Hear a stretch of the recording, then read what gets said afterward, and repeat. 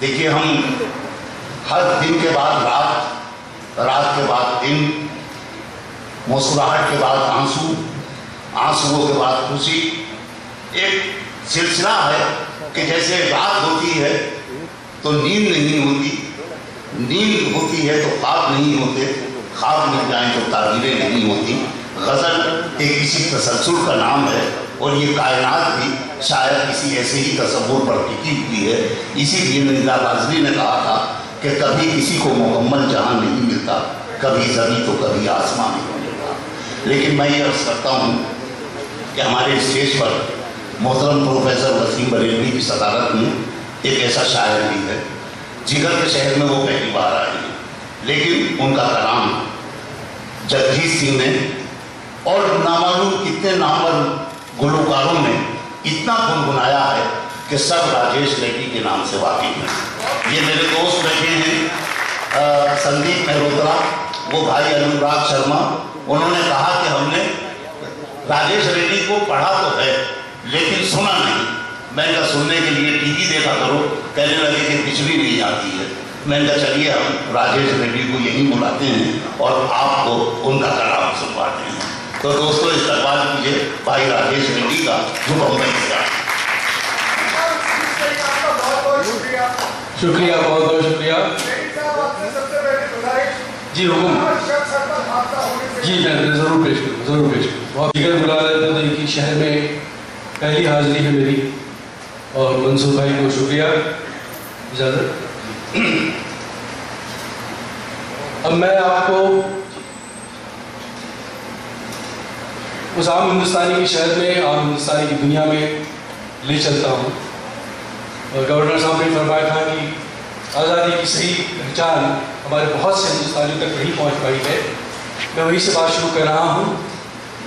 ایک سچ جو آزادی کے اتنے برس بعد، اتنے چناؤں کے بعد، اتنی سرکاروں کے بعد ابھی اپنی جگہ موجود ہے، وہاں سے میں بات شروع کر رہا ہوں، آپ جڑیں۔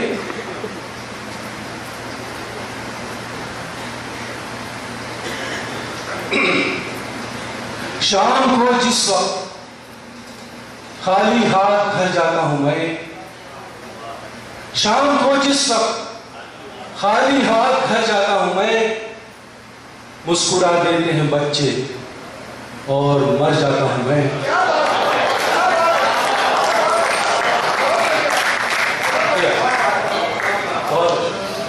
شام کو جس وقت خالی ہاتھ گھر جاتا ہوں میں، مسکرا دیتے ہیں بچے اور مر جاتا ہوں میں ممبئی سے آیا ہوں۔ ممبئی اور ممبئی کے پاس گجرات، بہت کچھ ہم نے دیکھا، بھگتا۔ آئے دن اخبار میں پڑھتے ہیں، چاہے وہ فساد ہوں یا بم وسفوٹ ہوں، اتنے مرے، اتنے گھر، ہم سنکھیاؤں میں، ہم گنتیوں میں بات کرتے ہیں، لیکن ان کے پیچھے اتنے لوگوں کو ایک ساتھ کیا گزرتی ہے، میں ایک پرتیک کے مادھیم سے کچھ کہنے کی کوشش کر رہا ہوں۔ شجر یعنی کہ آپ کو کہنے کی ضرورت نہیں، یوں دیکھیے تو آندھی میں بس ایک شجر گیا، یوں دیکھیے تو آندھی میں بس ایک شجر گیا، لیکن نہ جانے کتنے پرندوں کا گھر گیا۔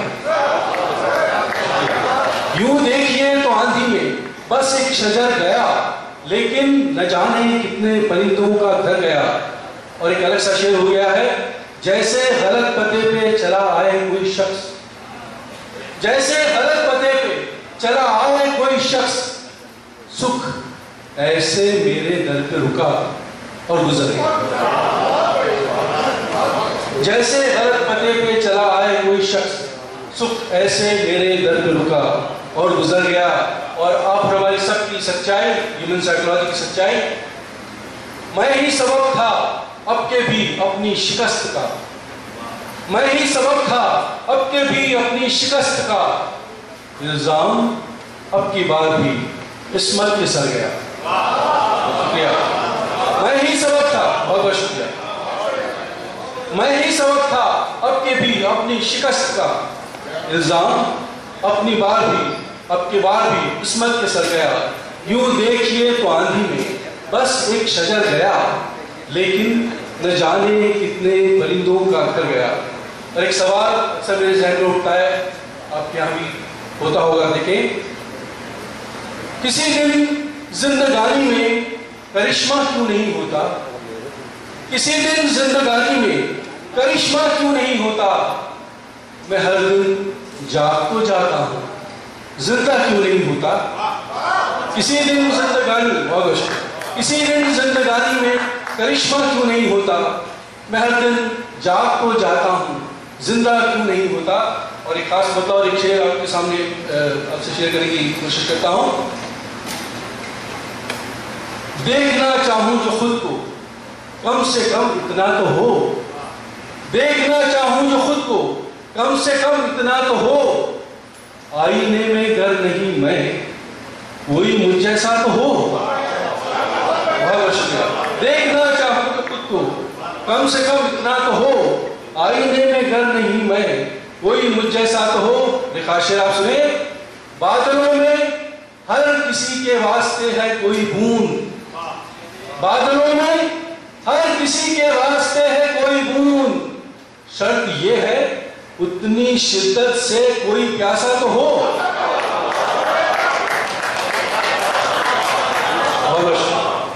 بادلوں میں ہر کسی کے واسطے ہے کوئی بوند، بادلوں میں ہر کسی کے واسطے ہے کوئی بوند، شرط یہ ہے اتنی شدت سے کوئی پیاسا تو ہو.